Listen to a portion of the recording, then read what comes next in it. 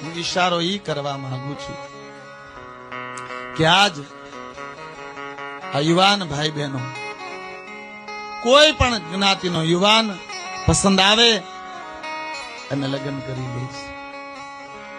થોડોક વિચાર નથી આવતો? એક આપણા સમાજની દીકરી એક ઠાકોર કોળીના સમાજના છોકરાએ લગ્ન કરી લી. ભય લાગે, કલંક લાગે. સાધુ ને બ્રાહ્મણ તમારું કુળ હોય, સાધુ કુળ હોય, બ્રાહ્મણ કુળ હોય, એ તમે એક કુળના સંતાન છો, જરૂર કરી શકાય.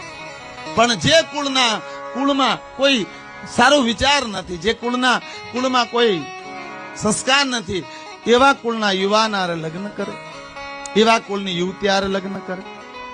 તમે થોડોક વિચાર કરજો કે તમે જે કુળમાં જન્મા છો, તમારામાં જે લોહી ઉતર્યું છે, એ લોહી કોઈ નીચ કુળની સ્ત્રી આરે લગ્ન કરો અને એનું સંતાન થાય, એમાં શું હોય?